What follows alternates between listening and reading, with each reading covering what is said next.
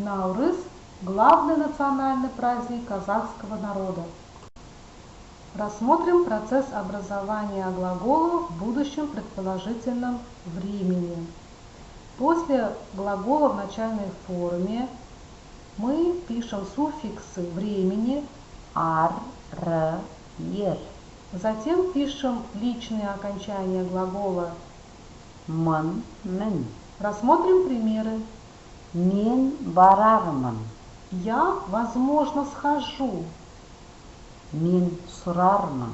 Я, может, спрошу. Мен келермін. Я, наверное, приду. Единственное число. Рассмотрим примеры образования глаголов в будущем предположительном времени. Мен санармын. Я, может, посчитаю. Мен барармын. Я, возможно, схожу. Мен келермін. Я, наверное, приду. Сен санарсың.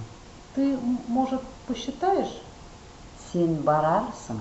Ты, возможно, поедешь? Сен келерсің. Ты, возможно, придешь. Сіз санарсыз. Вы, возможно, посчитаете. Сіз барарсыз. Вы, возможно, пойдете. Сіз келерсіз. Вы, возможно, придете. Ол санар. Он, наверное, посчитает. Ол барар. Она, может, пойдет.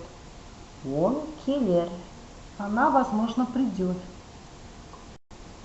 Множественное число. Рассмотрим примеры образования глаголов в будущем предположительном времени. Біз санармыз. Мы, возможно, посчитаем. Біз барармыз. Мы, возможно, сходим. Біз келерміз.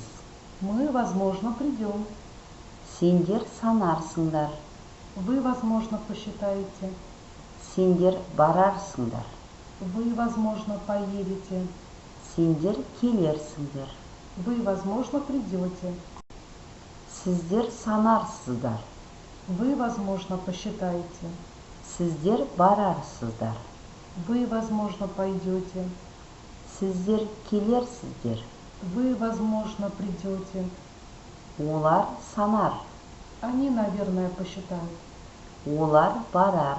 Они, может, пойдут. Олар келер. Они, возможно, придут. По учебнику выполните задание «Проверь себя», затем выполните 6 заданий письменно, домашние задания и выучите новые казахские слова и выражения по теме природы в жизни казахского народа.